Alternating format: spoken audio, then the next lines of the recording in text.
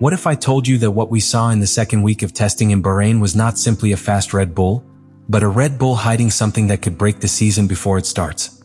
Because while many were looking at the timetable, Lewis Hamilton was looking at something else. Not the isolated top speed, not a quick lap, but the behavior of the RB22 in each phase of the curve, in each straight, in each long run. And what he revealed is disturbing. Red Bull not only has pace, it has absolute control of the car in conditions where the rest are still struggling to understand theirs.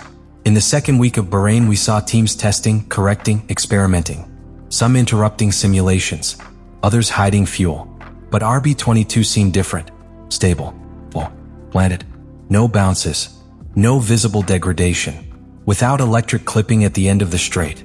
And that is where the big question arises. What is Red Bull really hiding in the floor area, in the suspension and in energy management?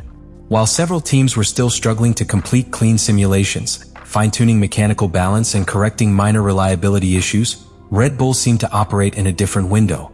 They weren't looking for the absolute best lap time, they didn't need to lead every session.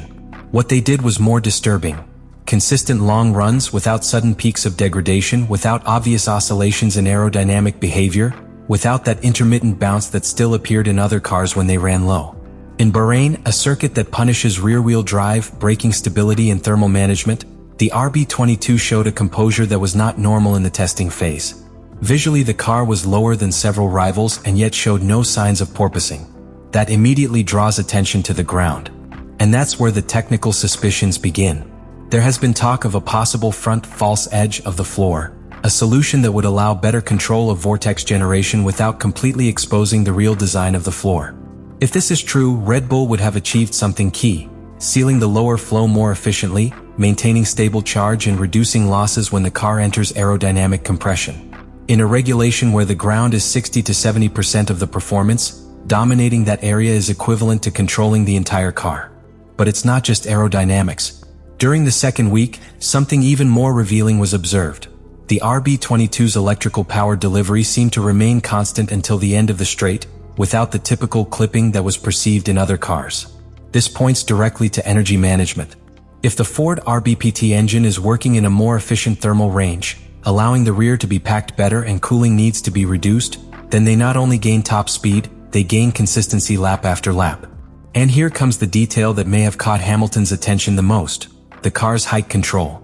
The RB22 seemed to stay within an extremely stable window regardless of fuel weight or hybrid charge status. That suggests a very fine-tuned integration between suspension, torque maps and energy management. It's not an active suspension, it's something more subtle. An anti-dive and anti-squat philosophy that keeps the rake and aerodynamic platform under constant control. When a car achieves that in testing, it is no coincidence. It's a concept. Meanwhile, other teams seem still in the search phase.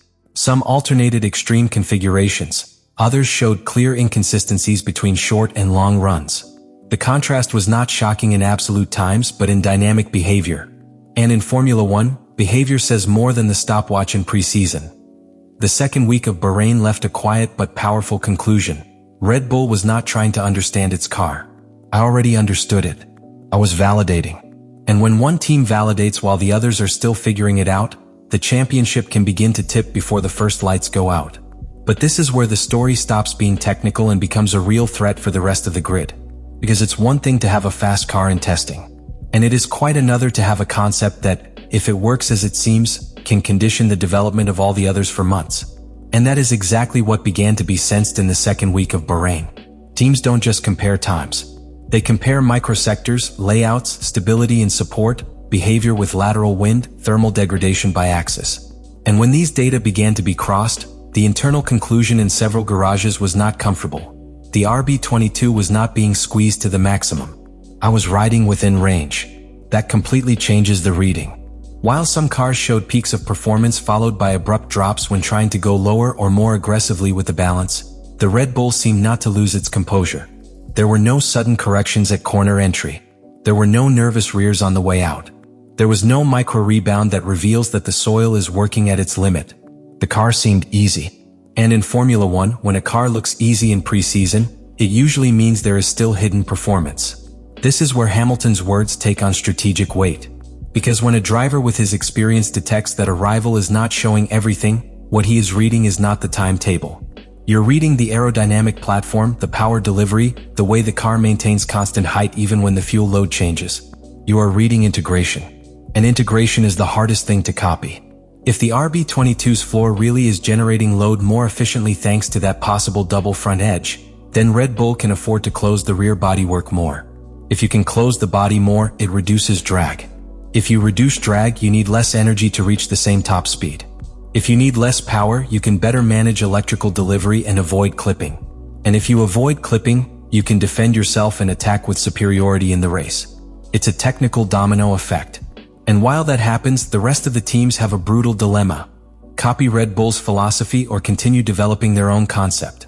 Changing aerodynamic direction mid-season can take months. But not doing so, if Red Bull truly has a structural advantage, could cost the championship. That's what it means when teams wobble. It's not immediate panic. It is strategic uncertainty. Because if the RB22 is operating with a wider window, it means it can adapt better to different circuits. It means that it does not depend on a specific track condition. It means its performance is not fragile. And when a car is not fragile in these regulations, it becomes an almost unattainable reference. In the second week of Bahrain, we did not see exaggerated celebrations at Red Bull. We saw something more worrying: normality. As if everything was going exactly as they expected. And when a dominant team acts normally while the others are still searching for answers, the threat is no quick turnaround.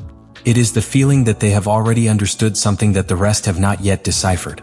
Because if what we saw in the second week of Bahrain is a real sign that the RB22 has a structural advantage, then the season does not start in Australia. Start in the engineering room.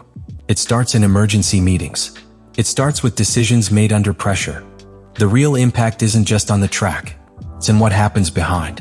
When one team suspects that another has found something different on the ground, in energy management or in platform control, the first instinct is to analyze data. The second is copy. But copying is not that simple. You can't replicate a complete integration in two careers. You can't redesign the suspension concept, thermal packaging, and aerodynamic philosophy without altering the entire DNA of the car. And there appears the biggest risk for the rest: being trapped in their own concept. If they try to evolve what they already have, it may take too long to close the gap. If they try to pivot towards the Red Bull philosophy, they could lose months of development. And in a modern championship, months mean points, and dots mean internal pressure.